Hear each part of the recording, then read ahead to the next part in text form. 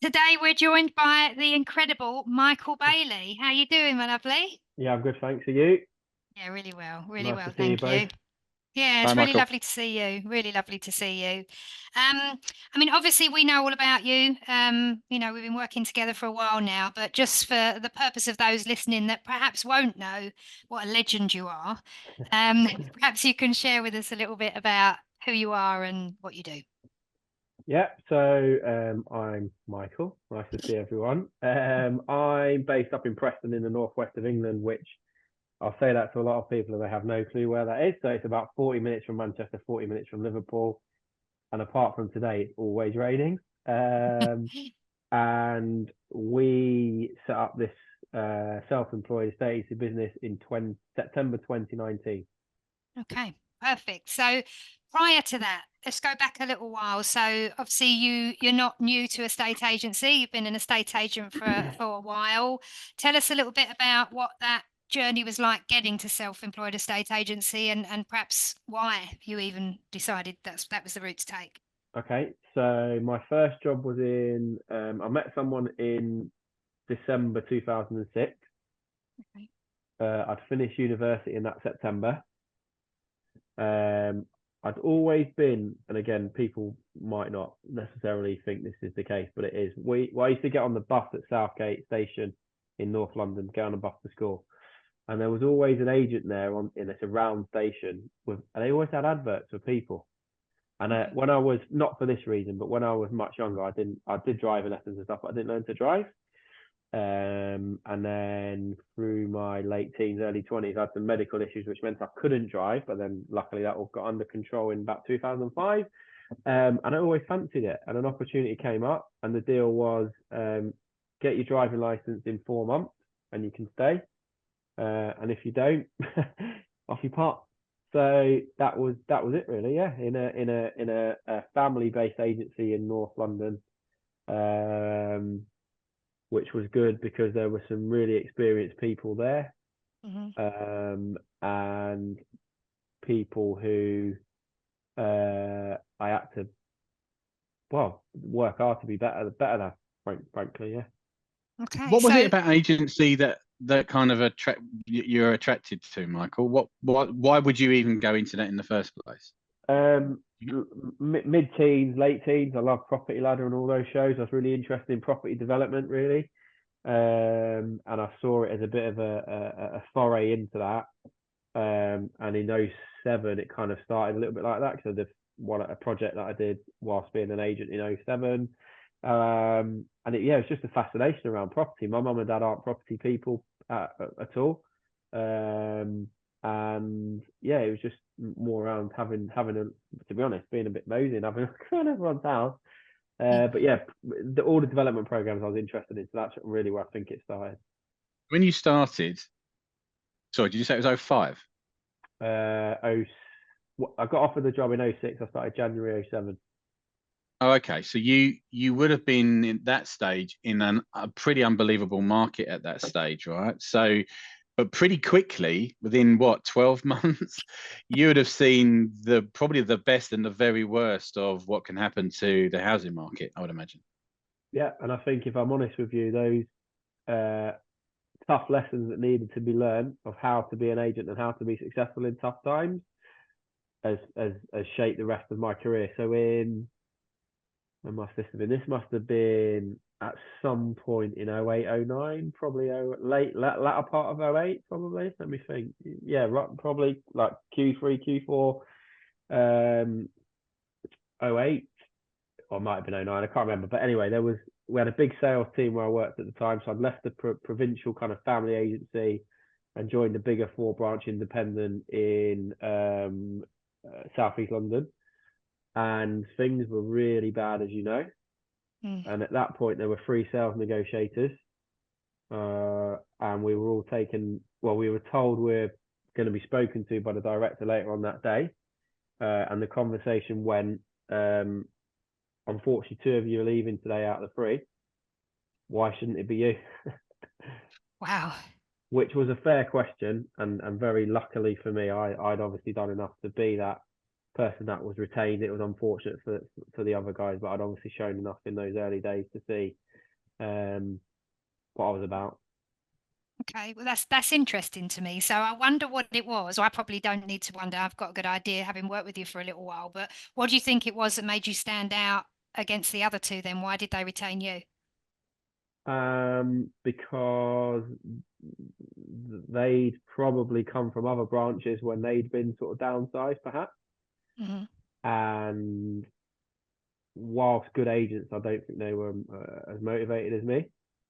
And although there were certain things which went, nothing wrong with it. One guy used to get in at 5 a.m, take all the viewing inquiries. Yeah, fine. I'm not your guy. I'm not doing that. Hmm. Another person used to sit there and just answer the phone. Again, both really successful. But I'm like, well, I'm not doing that. So I had to find different ways to compete with these people, not just for selling the property and earning money, but obviously for making the business money. And they were two very, very established agents in that first part, who later went on to do other stuff in the business anyway. And I clearly showed a flair for it, and it wasn't long until, you know, I was up there with numbers wise what the best in the company were doing at the time. But I think, to be honest, I just answered the question very directly. It didn't actually. I remember sort of walking into that conversation. I was obviously not in a particularly good way, but Yeah. when I had the conversation, what can you do? You just got to give it the best shot to lay out why it should be you. And to be fair, I think that director, although I didn't realise this at the time, he knew how I ticked. He knew what buttons to press. He knew I was competitive. And he used to come into the office all the time following this and say, "Oh, such and such an office, they've done 7 deals," whatever it might be. Yeah. And at the time, I'd think, nah, whatever. But I wouldn't really, looking back, that would light me up. I'd be, oh, 7, right, guy, we've got to deliver 8. You know what I mean? So it was a really good blooding into being better, competition, and being able to articulate value, I think, really. Yeah, yeah. Well, that's why I asked you to sort of elaborate on that a little bit, because that's what I see in you on a daily basis. You are very competitive. You more competitive with yourself and beating yourself from the day before, as opposed to necessarily being competitive with other people within the business. But you're always looking for ways to improve. Or you're so tenacious, and I think that's why you've built a very successful business that is now, breaking through that ceiling and heading to the next stage. So.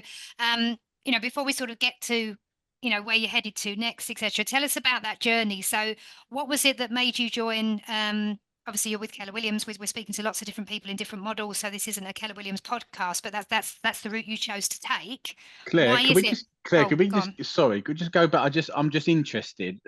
Just what were the major differences between, so when you're in that family run business compared to when you went into probably not a corporate, but more of a larger independent?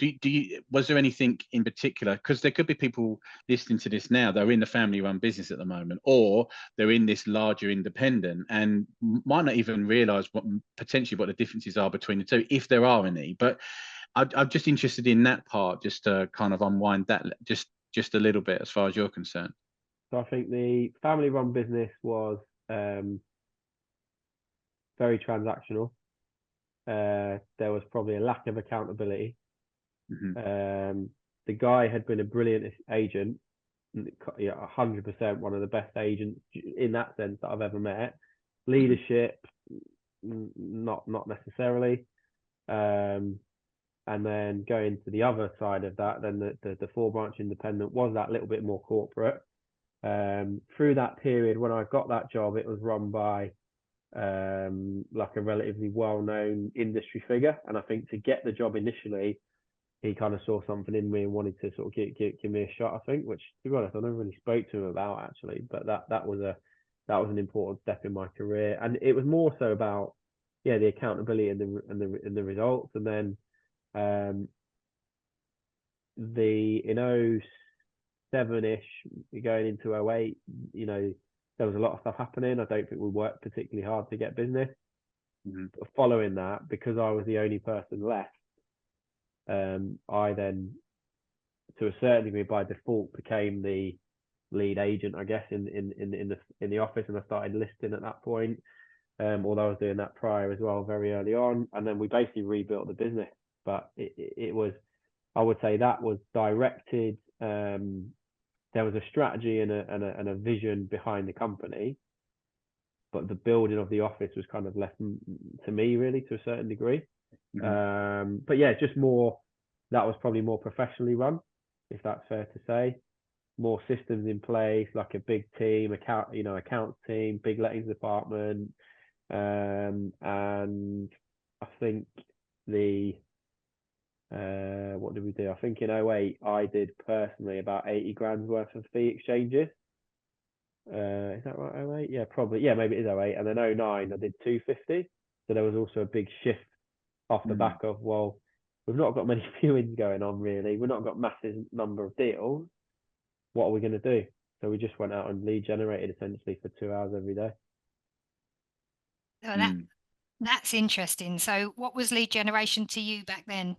2 hours a day? Leafleting.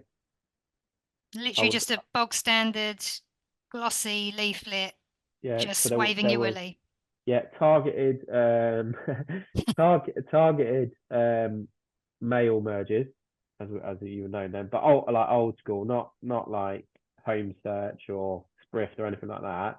Literally letters, envelopes, labels, and franking them.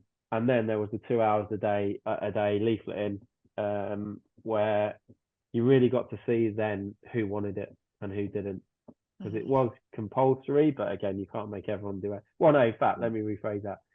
On our side, on the sales side, it was compulsory. Lettings was flying, so they're a bit in, a bit out. But yeah, we definitely covered some tarmac in that 18-month period following that. It sounds like that kind of work though, because you went from what you did there to the 250 number, right? So that must have given you a bit of an education around that lead generation being absolutely essential and vital, right? Yeah, and it was more obviously because things technologically weren't probably as developed back then. Top of mind, we were top of mind for everyone. Yeah, and so did you say 2 hours every day? Yeah. That's the thing, isn't it? It's consistency, right? So you learned that very early doors. And I was a shadow of the man you see today because we were doing so much exercise. But yeah, it was good. It was good. So this is 2008, 2009. When was it that you took the jump into self-employed estate agency? There's a big gap there. So, as you do when you're young, probably, in 09, I got a little bit ahead of myself and thought, I've helped build this. I didn't build it, like the team built it. I worked with someone brilliant even then, who over my career still now is one of the a girl called Nicola Brown, one of my favorite people I've ever worked with. And I decided, I can do this myself, and I went out and tried to do it myself, and didn't fail miserably, but it wasn't, we paid the bills, and that was about it, really. Okay. And how long did that last? So when did you start that? When did that stop? We did that then until probably the back end of 10. And then once I knew we were getting married, I was like, this isn't going to cut it here. So then I went and got another job. And then essentially, came to Preston in 2012. Worked in Manchester for a bit, which I didn't like because the ethics of the company weren't really in line with mine. And then again, I worked for 4-branch independent here, which at the time perhaps was more similar to the first business I worked in. And I overstayed there because managed to negotiate a good package essentially, and then really struggled for the last 2 to 3 years because I knew I needed to get out. I was hating the job, I was hating what we were doing, and I very nearly left in the industry altogether. Very nearly, very close. Hey, so what led you into KW then? What made you decide that it was time to go it alone again and give it another shot? And by the way, I'm glad you said you didn't fail, because we only ever learn through, I guess, not making mistakes, but when you take a chance like that and it doesn't quite pay off the way you'd really truly hoped, you learn so much in that, right? And then for you to go back into employment, having learned those lessons, wait for the right time when you knew, right, I've got to go again. You must have learned so much in that time to obviously make the jump, but not make the same mistakes second time around. Yeah, definitely. And failure is a good grounding for success. There's no two ways about that. Yeah. But again, failure is just a lesson wrapped up. It's not you. If you never give up, you can never fail. Exactly that. Exactly. So talk to us about how you came to be involved with KW and your journey to now. So there's some very, very specific moments. So I started to get involved in some of the industry forums. Hmm. Specifically at that time, got to be aware of like Tom Panos, got to be aware of Perry Power and all the kind of stuff he was doing. And then I went to a conference in I can't remember if it was London or Doncaster, but it was run by Sanjay and his guys from Moss Mentors, Moss Properties up in Doncaster. And that was a pivotal moment for me. From there, I knew now this isn't what I'm doing now isn't for me. There's all this other stuff happening over here. I can do that. Mm. And then it took a long time from there to actually get into it. And then I was very close to going into another model, so much so like the paperwork was there ready to be signed. And then someone introduced me to Keller. I was aware of it because there was an agent in Preston at the time. I didn't know too much about it. Mm-hmm. And for me, it was a fit thing. Vision and values are like bang on with mine, and that's important to me. So that was why. Okay. And you've been now running your own business, obviously powered by Keller Williams, for how long? Start of the 5th year in September, I think. Okay. And what's that been like? What's that journey been like? Yeah, it's been good, but anyone that thinks it's going to be easier is in for a shock. Yeah. There's ups and downs, of course, like there is with anything, and that there'll be times when you feel beat, frankly, and it's the people that can kind of go again the next day feeling like crap, essentially. Mm-hmm. That's what's going to get you to where you want to get to. Mm. Okay. So, as you said, it's been 5 years. I know that you're on a really good trajectory at this point. Yeah. But when you mentioned about the fact there's been times when you felt beat, when were those moments and what pulled you through? Those moments were to do with team building, Okay. realizing the mistakes I'd made in doing that and taking accountability for some of that, not all of that, but for some of that. Mm-hmm. And realizing what we were doing, just the way that we operated to clients and customers, that was on point with vision and value. Everything else wasn't quite necessarily internally.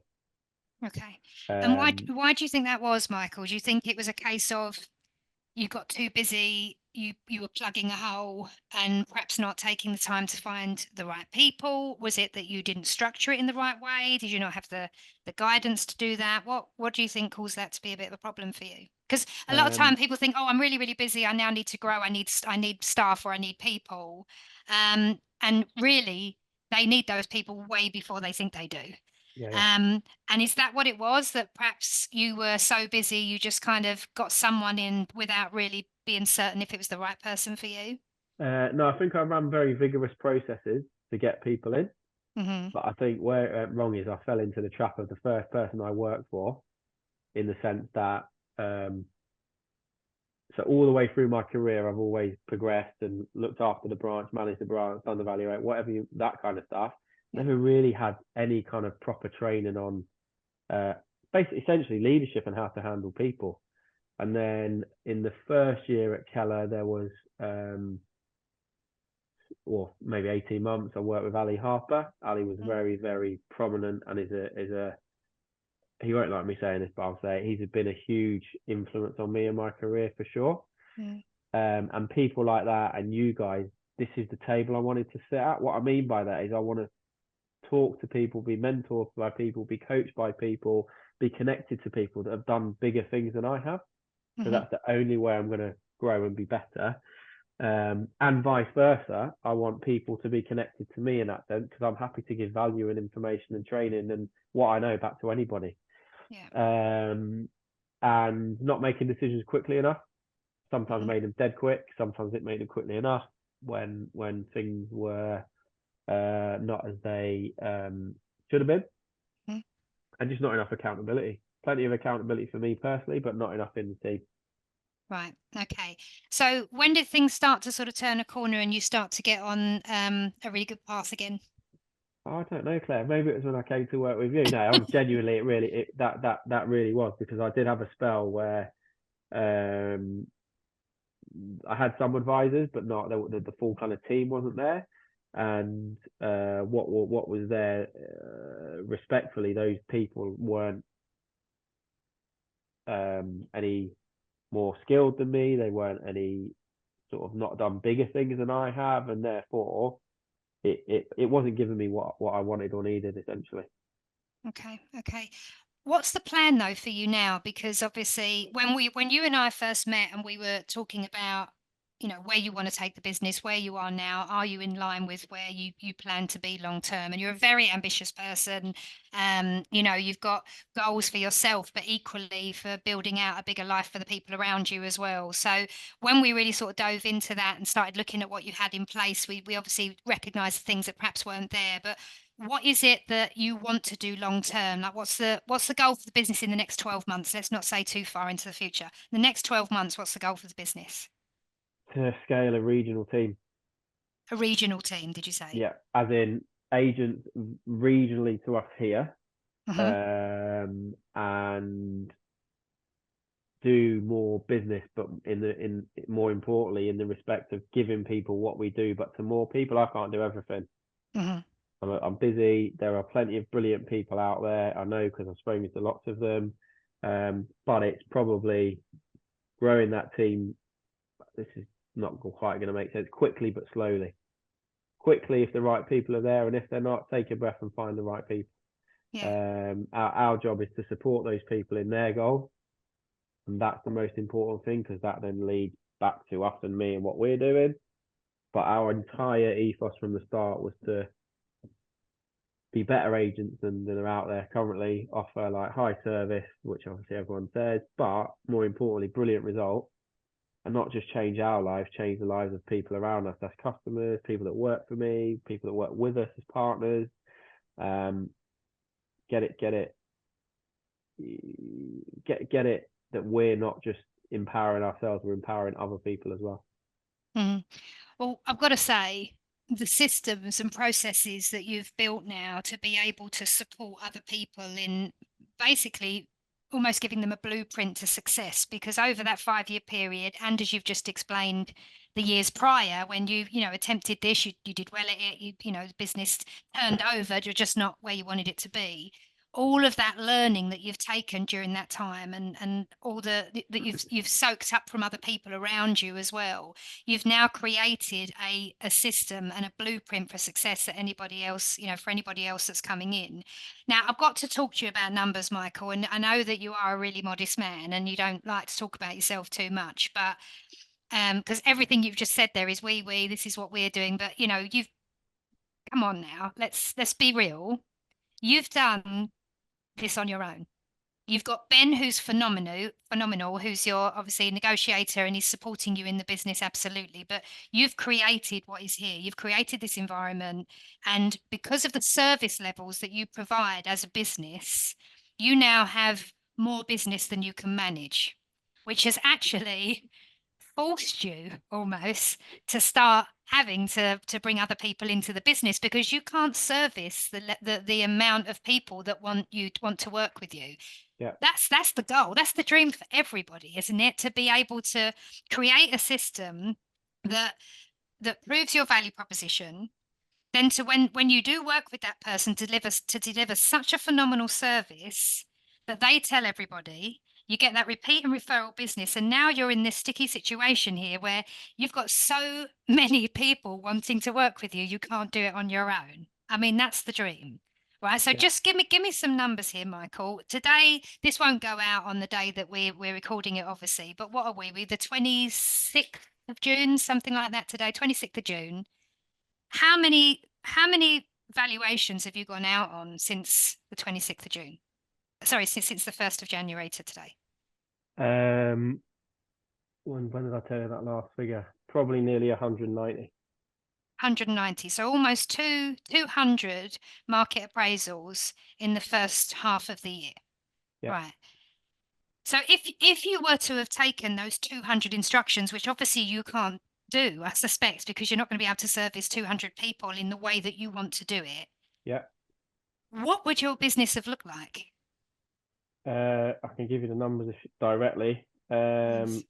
That say I won every listing, which is unrealistic, but let's say I just did that for our average fee, that's 960,000 quid. So basically, millionaire real estate agent in 6 months. Yeah. Yeah. But you can't take all that business. So you can go out and you can see people and you can offer advice, but you're having to turn customers away because you can't service all of those people. Hence, now you're on this journey to find great independent real estate agents that want to join your team with a total blueprint for success. You've systemized everything that you do so far as lead generation and service. Yeah. All they've got to do is follow that model and take the valuations that you can't do. Yeah. I mean, seriously, Mark, there's got to be people listening to this right now that are either self-employed agents in other models or even in this model going, I need more business, right? I think I'm doing all the right things. I need more business. I don't have the systems in place. I don't know what I should be doing or in what order. And here we have Michael Bailey, 5 years into his business, in a situation where he could already be, or the business could already be, millionaire real estate agency in 6 months, but he doesn't have enough people to take the leads. Well, it's a great position to be in. So, I mean, huge congratulations on that, Michael. I think it's bigger than that, though, isn't it? It's not just the business that you can give to someone.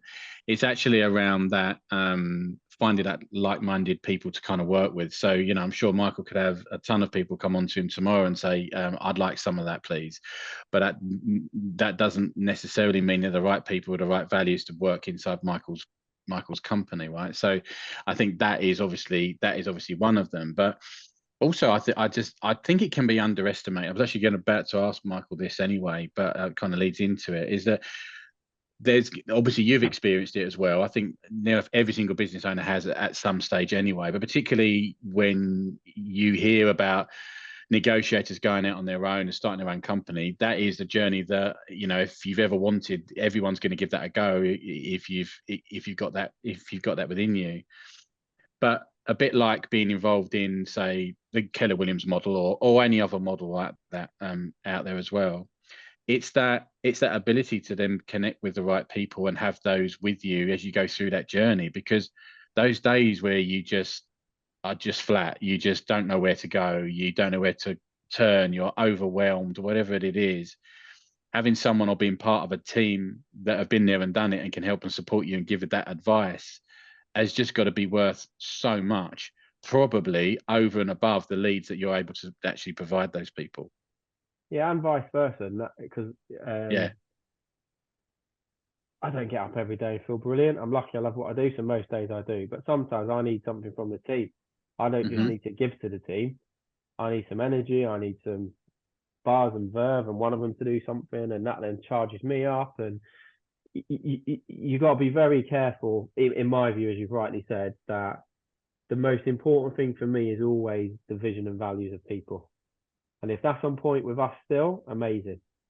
If it isn't, something I've learned is you're leaving the business. Very cutthroat. People might say it's very horrible, whatever, but that's just how it is. And that going away from that very simple test is what, in kind of the middle spell, if you will, cost us really. Mm-hmm.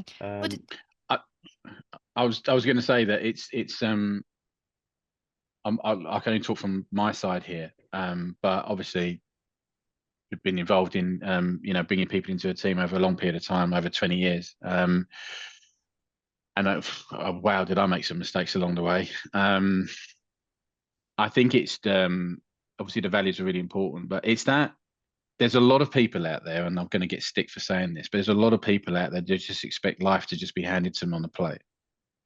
They put their hands out and go, I deserve this and I deserve that. And that's not to say they haven't worked hard at it or whatever it is. It's finding people that are out there wanting to take control of their own destiny, that want to put the effort in and have a positive outlook more often than not. You're never going to be super positive every day. In actual fact, if you are, there's he's probably on something.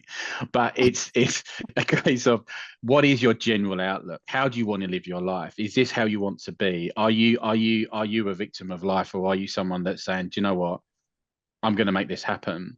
I would imagine those are the people, Michael, that you desperately want inside that company. Yeah, and you know, if we're bringing self-employed people in to obviously list for themselves, I don't expect anyone to do what I do and work like I do. I don't, but I don't want equally necessarily. Who knows who's out there? Maybe some will fit, some won't. That don't have big goals and big dreams, because that's not a fit with us really. I just thought about two things though but based on what back of you said. We had a PE teacher at school called Tony Scott, and he always used to go on about, specifically to PE, but again, this is applicable to life. You get out what you put in. So if you think you're going to go and do, I don't know what you do, like a 225 high jump or whatever, if you're not training, you're not going to get there, was his point. And then I also thought then about my my mum and dad's work ethic, which again has been off the scale.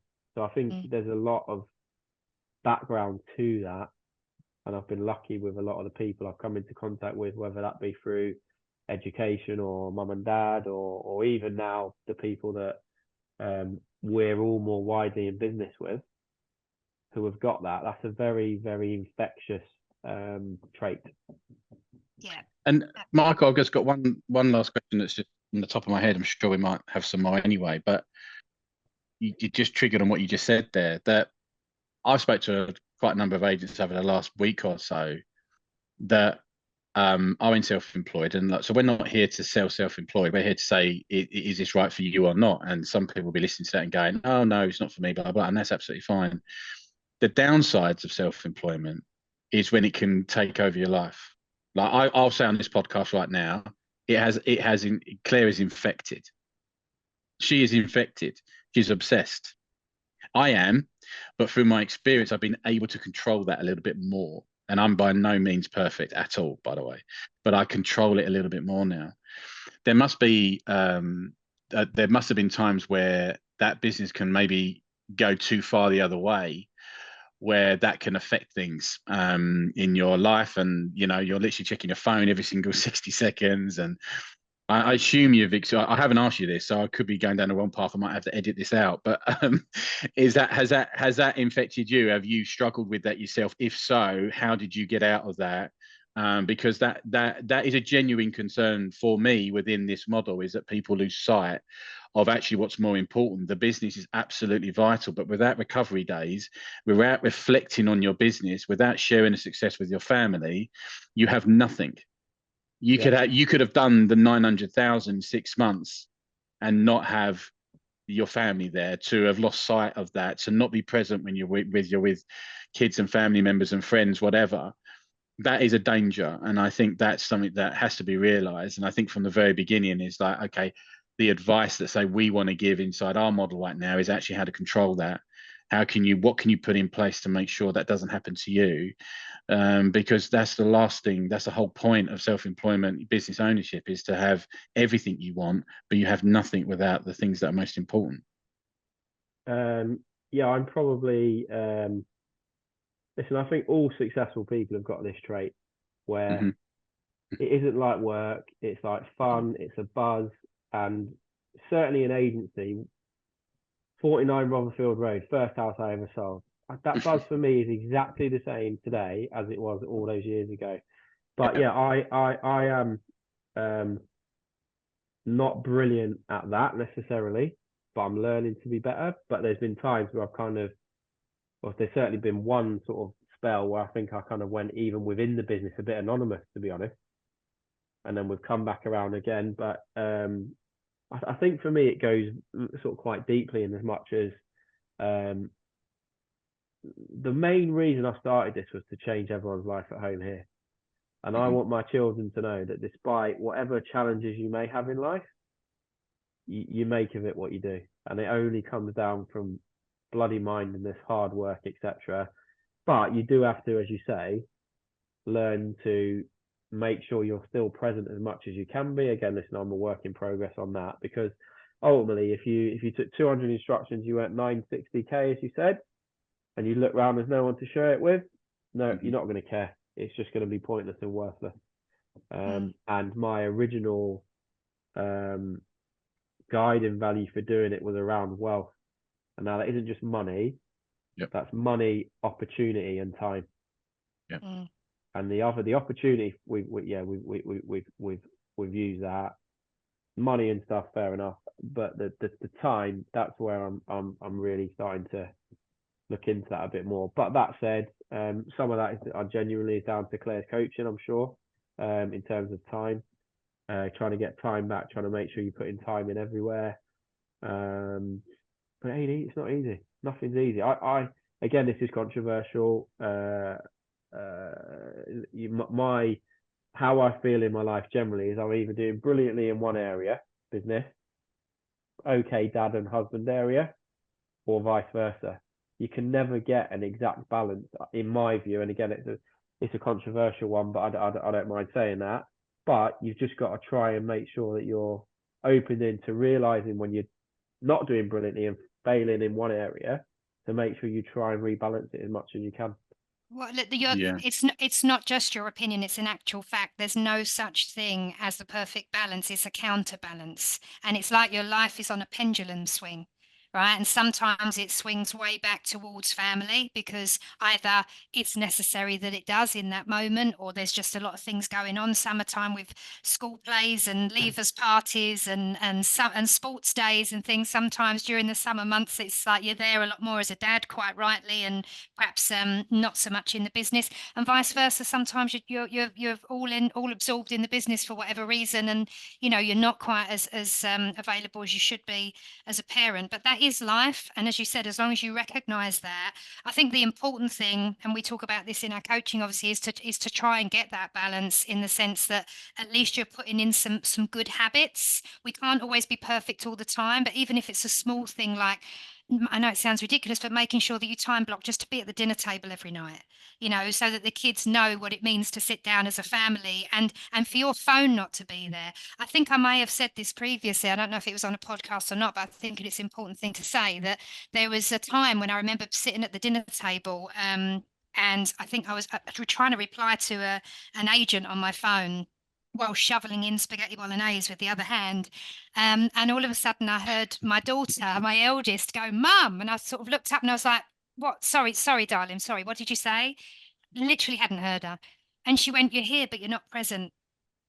And when you just feel like someone's just stabbed you in the heart, that's what it was like. And even now I still have to blink furiously so that it doesn't. So I'm trying not to feel that pain, but I felt it. And I know I still do it. I know I still do it. And I've Oh, got I to know you stop. still do it. You did it on Saturday. But no, Why? Is this have a go at Claire Day or what? no, I'm actually using you as an example. But I think, look, I suppose, because I claimed that I've learned a little bit more how to control this a little bit, and I suppose just from my side is that I think a lot of, so if I have a go at myself here, so I've allowed work over my career, or certainly did, to affect my mood on a day-by-day basis, minute-by-minute basis, sometimes hour-by-hour basis. So depending on how Dad's or Mark's day's going, you'll know about it. Okay. And that's where you can fall down. And when you don't communicate, so for example, you talked about counterbalance there, Claire. So for example, my wife is called Julianne. If I didn't communicate to Julianne that I've got a bit of an issue right now and I need to solve it, you might not see me as much for the next 48 hours. If I communicate that and set the expectation, Julianne will be okay with it. She'll totally get it. She'll give me time, and then I'll come back and then I'll be okay. I think a lot of issues, certainly where I've been over the past, is that I have sometimes lived my life, or allowed my mood, my mindset to be affected by things in the past and by worries in the future. And I haven't lived for today. I haven't allowed myself to go, well, what makes today, what's going to make it a great day? I'm not going to take over the world today, because I can't do that in 24 hours. But what I can do is control what I want to achieve today. Now, that could be a combination of, I want to sit down with the kids and have dinner. I want to go and have a chat with Julianne, have a cup of tea. a half an hour before we're going to bed, so we're actually caught up on the day. It could be small items like that, or it could be I want to get 50% of a project sorted, or do X amount of business, or whatever that it is.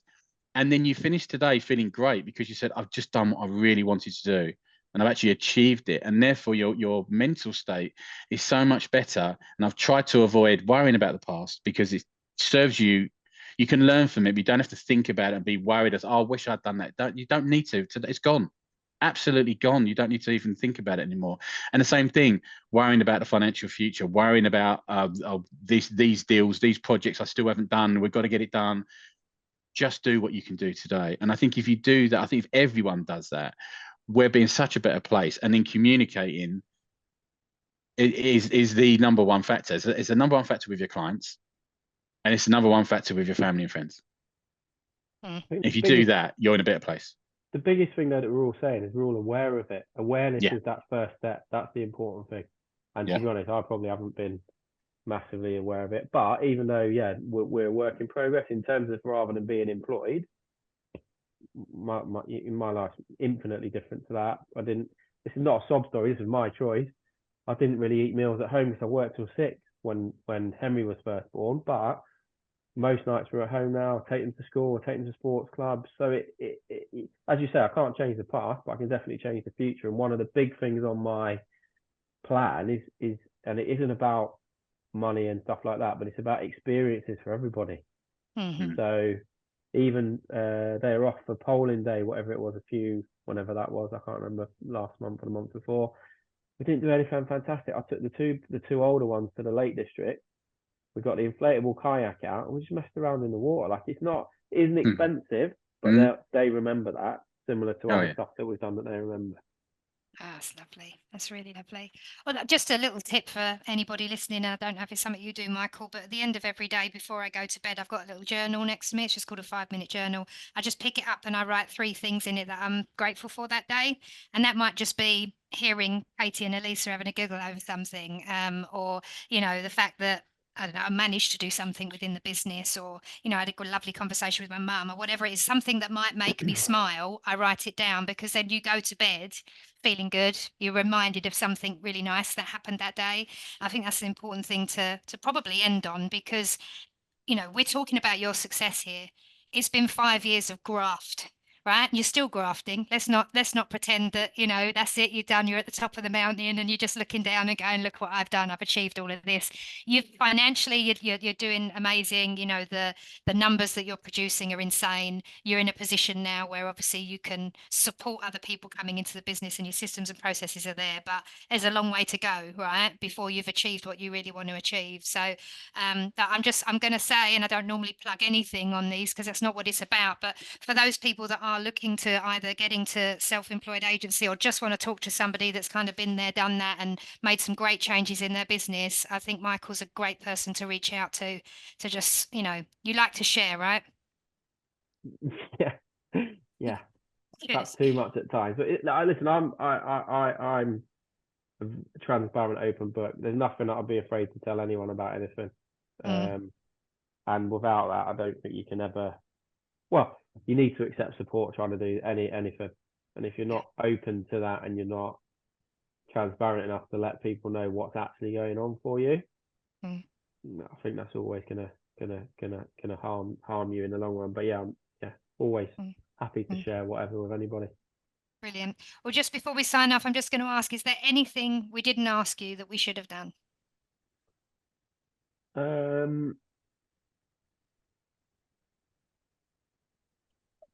Well, one of the things I think about quite a lot at the minute is what's like my biggest fear. Good question. What is your biggest fear? I think it's time. Now I'm a little bit older. Like time isn't infinite, and every day goes. Like I look at the kids growing up, and what's that? Every stage, everyone's enjoy high school. It's the best days of your life. Yeah, whatever. Well, looking back, it probably was. Same with university. Then you get the kids, enjoy it because it goes dead quick. As kind of Mark said, you don't get that time. I feel like now since I'm over 40, have you watched that film Out of Time? Yeah. So Justin Right. Timberlake, they've all got like countdown timers on their wrists, and Oh you my get God, more no. time for doing stuff. But I feel quite aware that there's a timer ticking down every single day, and if I don't It's a, do stuff, it's gonna I can't get it back. Essentially, is what I'm saying. I think it's a really good point, Michael. I think it kind of affects everyone at different times, doesn't it? Like, you know, it's called, sometimes can be called a midlife crisis, depending, Yeah. but it's happened to me like quite young. Well, I Mark, won't go into detail now, but I remember, because that will be Mark, start that bit again because you totally went robotic. You should be able to edit that out, but we lost you. Start again. oh, okay. Can't remember what was I saying now? You were saying, well, and Michael was saying about the ticker running down, and then you started saying something, and I didn't hear any of it. Oh yeah. So it happened to me quite young, like, and I think that when you have that and you have that reflection period of, oh my God, I'm not here forever, I think actually as an individual person and a business person, you become better. I think the earlier that dawns on you, the better, personally, because what happens is you do begin to think, I really need to be stressed out about this today. The answer is really don't. Like, it could be so much worse than this. And it gives you the ability to have more perspective, to deal with certain situations. So you can turn around and say, oh, that's wisdom, that's wise, that's experience. Yeah, it is. It's knowledge as well, but it's actually using that, though, because it could dawn on you, but what are you going to do about it? Are you going to become a better person because of it? Are you gonna want to support people more? Is it all about you, or is it about other people? And I think that's when you can use that to be really, really powerful, particularly when it comes to, you know, what's more important to you. I think that, yeah, it is. But that part is it's a very interesting one that you. So I haven't seen that film, so I might have to watch it. But I've always, yeah, that's always at the back of my mind, to be honest. Probably on a daily basis, I think about it. Weirdly Yeah. enough. It reminds me as well. There's that podcast with Tom Hanks and all the actors. This too shall pass. Sometimes it feels like whatever your problem is like it's it. Mm. It isn't necessarily like, but you can get through stuff, but you need to take that support on board from a lot of people. I'm lucky I've got various people in my life supporting, like home here. I've got Claire, I've got Craig, got another outside person that supports me. So, it's probably there's two more people outside. It's important to take that, because sometimes you need that outside perspective. And I think not everyone has to do what I want to do, right? But as long as people are coming in and they've got a goal and they're trying to reach, this is what I say about Henry specifically all the time, and it obviously translates to the other two as well. I really don't. What was it? Dave Brailsford. He talked about his daughter, and on her report card, she gets her grades and she gets graded for effort. He said, I don't look at the grades in terms of academic. I look at the grades for effort. And as long as she's trying her best, I know she's going to make the best of herself. And I think about that all the time. Yeah. All the time. Yeah. And I don't know if we're going off piste here at all, but I must share something that I watched the other day. I think it came up on my Instagram, and it was a snippet of a conversation between Hugh Jackman and Ryan Reynolds. I don't know if you've seen that. And basically, Ryan Reynolds apparently suffers terribly of anxiety. I had no idea at that. You wouldn't think that to obviously, watch him when he speaks, but he suffers terribly with it. And what he was talking about with Hugh Jackman was that he is very open about that with his kids. So he talks to them about anxiety and how he feels and when he feels that way and what he does when obviously he's feeling that way. And Hugh was like, I was surprised that you did that, because we always kind of want to protect our kids. We don't want our kids to think that, not that we're weak, but that actually we have weaknesses that, mean that we're not always on top of it and we're not in control all the time. And he said, no, he said, Ryan Reynolds said, I think it's so important to share with your kids when things aren't going great. He said, because all my kids see is, Dad's just made this amazing movie. Like, Dad's like got an Academy Award, or Dad's nominated for this. And he said, I don't want my children to think that I smash it every single day. I fail way more than I succeed. And they need to know that, or else they're going to feel like, how are they ever going to, come to get to the same level? Or I need to achieve more than my dad. They need to see Dad doesn't smash it every single day. And, you know, I have bad days more than I have good, not bad days as in, you know, mental health, but, you know, I have days that things don't work out more than they do. And that was a really interesting point to me, because I think sometimes we're striving for our kids, right? I mean, you just said there, Michael, you want your kids to have a great life. You want them to, you know, experience wonderful things. And you do a lot of what you do, not for the money, but for what, you know, the money can allow you to do for them and with them, and the time it will buy you to spend that time with them. But equally, at the same time, we need our kids to know what it's taken to get there, and that it's not always, you know, that easy. And, you know, we don't succeed at everything that we do. And I think that's a really important lesson, that whilst you're doing this, and there'll be other people listening to this as well that are working hard, and the reason they've made the decision to go out on their own is because they want to provide a better life. Well, you know, bring your family into that and let them see, you know, why you're doing it by all means, but also the journey to get there, because you'll have more support that way as well when they can see what it's taken to get there. I think it was Dom. I heard Dom. What was Dom? Dom and I were talking the other night, and you need everyone on board. Yeah. Otherwise, it's going to be a very lonely journey. Yeah. And probably one of the mistakes I made is Naomi was on board, certainly, but she wasn't really. I was too protectionist of I'm doing it myself kind of thing, which was a failing really. But I think to just finish, there was some detraction, I think, on LinkedIn the other night about agents in self-employed being sold a dream and all this other rubbish. I don't buy that. You're told what the parameters are, where you can get to. If you want to get there or not, that's on you. Yeah. But there are big rewards if you want to do it. And again, just to finish on another Kellerism, really, because I like this particular one, it resonates with me all the time. I'm not just doing it to have money and wealth and take the kids nice places and all this stuff. Yes, that's a part of it. For me, money is only good for the good things you can do with it, or money is only good for the good that it can do. That's my other passion. Community groups, helping out, not to be like front and center Charlie Big Potatoes, but to genuinely help these organizations and stuff that are struggling locally, because that's how I've been brought up. Yeah, you obviously look after yourself, but you look after other people as well. Yeah. Well, that's what gets you out of bed every morning. That's what keeps you going, right? Yeah.